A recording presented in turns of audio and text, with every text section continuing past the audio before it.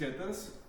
Yeah, like 3 weeks ago. Oh, no. I'm so nervous, I feel like I could puke. I just bought this super low budget, open class Subaru rally car. And while it didn't blow up in that short test I had before I bought it, which you can check out right there, it's definitely seen better days. And I know it's gonna need some work.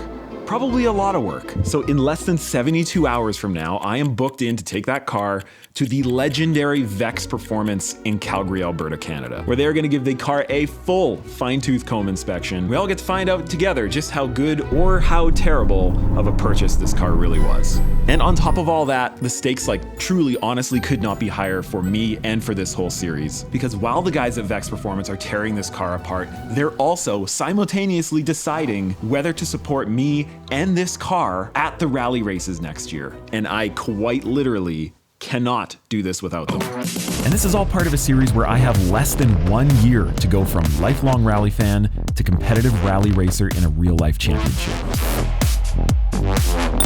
We're using sim racing to get me there. So hit that subscribe button to follow along with the whole series. And we're moving and shaking today. I'm loving it. All right, let's get to it.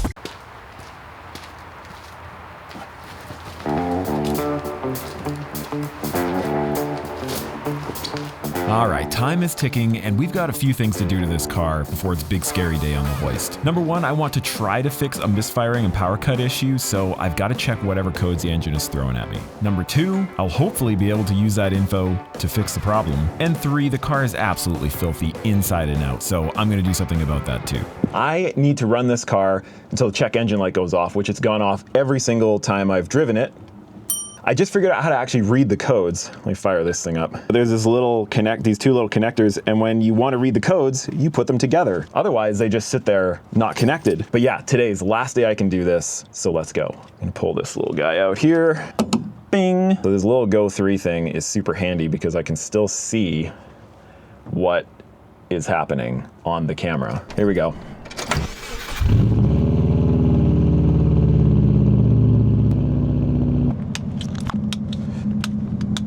Okay. Oh shoot, I gotta close the garage. Dang it. Okay, so one thing I would love in this thing is an oil temperature gauge and an oil pressure gauge. This thing's lacking on the gauges. It's a school zone or playground zone. Chill, boy, chill. Just gotta drive it till it throws a code.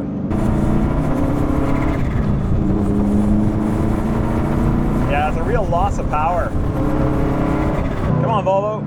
It is a highway. Not really supposed to be doing 60. I just can't believe I'm driving a rally car. Just chilling down the highway. Yeah, it's really rough feeling. The engine, that is. Throw me a code, baby!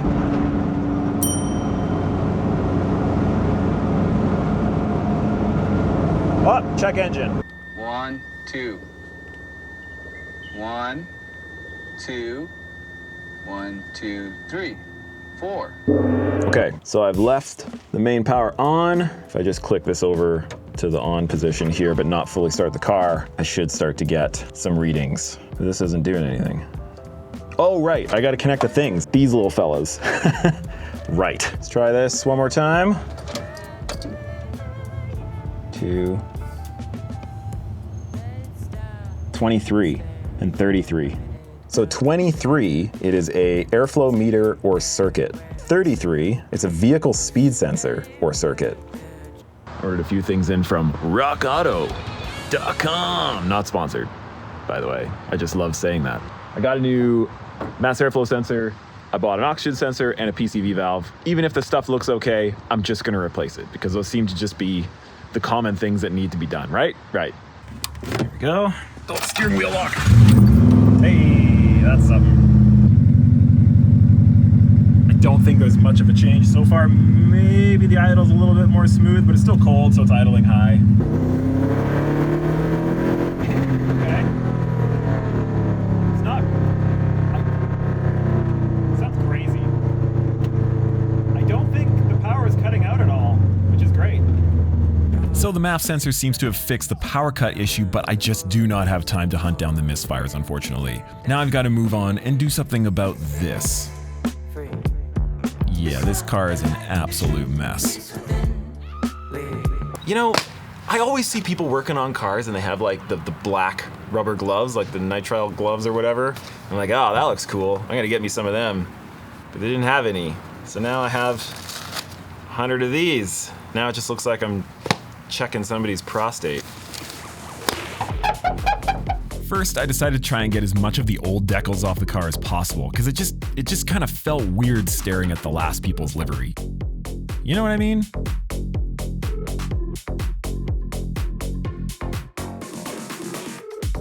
Cover up this nice new seat. Then it was onto the interior, and I was just so pumped to get this thing nice and clean, finally. Oh wow, that's not really connected to anything.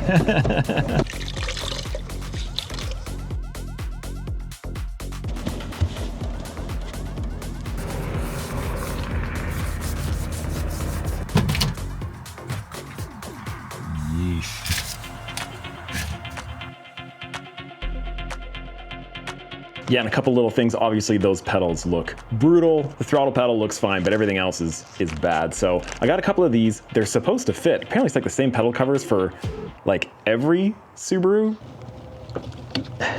All right, there you go. Hey, freshy. Nice. So, somewhat cleaned up here. Drove it out here to get a couple of pics. We gotta put together a bit of a promo PDF that I can send to potential sponsors. So I'm just lining this up here. That looks pretty nice. All right, I gotta flip it over into photo mode. Just to pop over to U-Haul. I don't own a car trailer, so just renting, you know, 50 bucks later, car trailer for the day. Thank you. Okay, the car is as good as it's gonna get. It's time to get this thing to VEX Performance. Smells bad. VEX. And for things to move forward with VEX, I need a solid yes from not one, but 3 different people. And we're talking about Ryan, co-owner of VEX and rally team manager, Max, VEX's service manager and the rally team's crew chief, and Johnny, Team VEX's current rally driver and hopefully my future teammate. And it's Max who gets eyes on the car first, and he wastes no time. Yeah, there's some pros, there's some cons. I'll try to pull it off the trailer. Sure.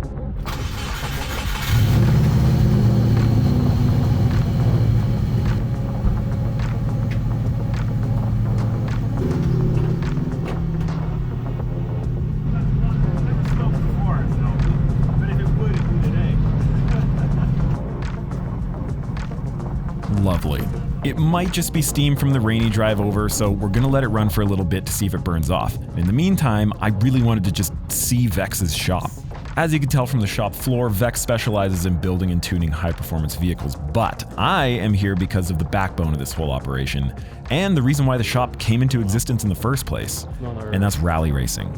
And after chatting with the guys while volunteering at some rallies over the last year, what really has me stuck on wanting to work with VEX in particular, VEX has shared their plan for making the sport of rally much, much more accessible, both logistically and financially for people who may never have even thought it would be possible for them to rally race. And as you probably know by now, that's exactly what this series and this channel is all about. All right, the car has been running for a while and any water in the engine bay should have dried up by now, but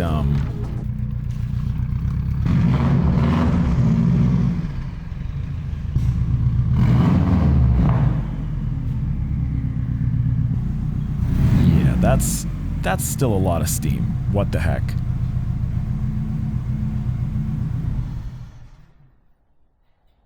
Feast your eyes. Fortunately, it doesn't smell like coolant or oil, which is great, but we're gonna keep an eye on it as we move through the inspection. So obviously the biggest thing is it's had a front end bonk before. Like this radiator is super close to the engine. I'm not worried about this. It looks straight enough that the hood closes anyway. Yeah. It's just everything is kinked this way. Yeah. Being a rally car, they start by checking if there is a turbo inlet restrictor, which is required by the Canadian Rally Championship for forced induction cars. And although it's very hard to see, it does look like it has one, which is good. But what became immediately apparent is that this engine doesn't really make any sense. Yeah, a lot of question marks though, right? Because you are right, they didn't come with an intercooler, but this one has it. Well, So what is that they even had to gonna make do? a custom plate. They had to do a bypass setup. Did the JDM version come with an intercooler? The JDMs came with a water to air intercooler. So On the it was RE. different than this completely as well. Oh, okay. This is definitely somebody put like a 02 to 06 WX intercooler in here, and I think custom fit it. You can see it's actually touching the firewall on this side too. Well, it's a custom bracket. Yeah. It's like, But then, like you were saying, like how do you account for that with the ECU and just stick it on and have at it? I think you can. I have no idea if that face is a good thing or a bad thing.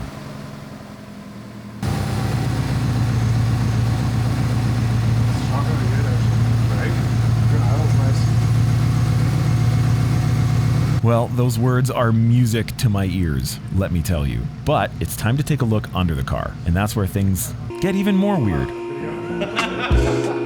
But first, we're gonna do a quick check on how these old DMS 50mm rally dampers are doing. that's what has to play Oh, here. yeah, I see, like the stanchion inside. Yeah. Was there a play on this side as well? Oh, that one's worse. And it's actually hear it, bushings, right? eh? Oh yeah, that one's bad. Yeah. There are the legacy brakes in the back. They're the vented rotors. This is my first time seeing under this thing too, so.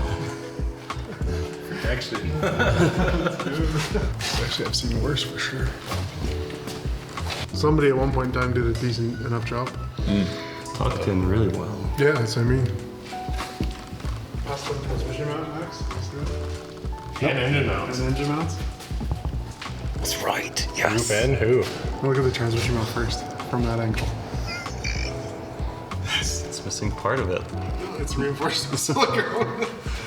Well, but look, it's not like Oh, it's missing that. it's missing the front portion, no? That's an auto Yeah, cross member.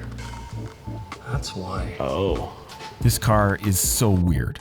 So many question marks. If anyone who helped build this thing is watching this video right now, please shoot me a message over on Instagram because we would love to fill in a few timeline gaps. And to help answer a few of these unanswered questions, it's time for Crew Chief Max to hop into the driver's seat, which I'm a little nervous about, to be honest.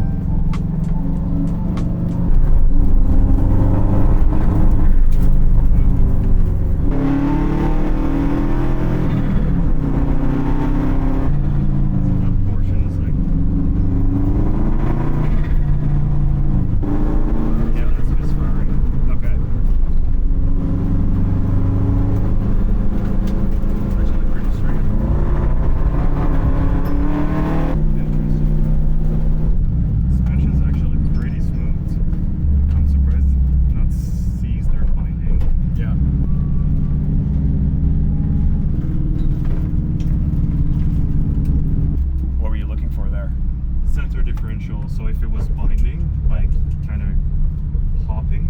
Oh, yeah, okay. So yeah, it's kind of a weird thing where you look at the car and you look in the engine bay and you see things bent up, you see it's had a soft roll and all that. From the inside, you wouldn't know. It just drives really nicely, and I didn't know if that was, I mean, I know it's part of my inexperience, but I don't know, like, I can't pick anything out that's specifically bad about it, how it drives. And Except that misfire, I'm a little, like, yeah, obviously it can be like something stupid like a spark plug, right? Oh.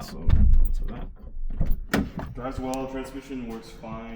Okay, that could have gone worse. Actually surprised, usually the suspension will be really clunky. Yeah. Especially after what we've seen on the bushings there. But Right. So you've had a good look. You've had a drive on this thing. Yep. What are the overall impressions? Rough on the edges, for sure. Yes. We have a really solid base, good parts to start with. We discussed about the engine. We'll probably keep going with that engine until it actually goes, but Yeah. it's going to be a hard one to replace. Because other than the misfires, Other than the misfires, It's okay. Seems solid, yeah. Yeah. Seems solid. Yeah. after having some solid chats and discussions about where we want to take things, it all comes down to this. Will they accept me and this janky car onto Team VEX for the 2025 rally season?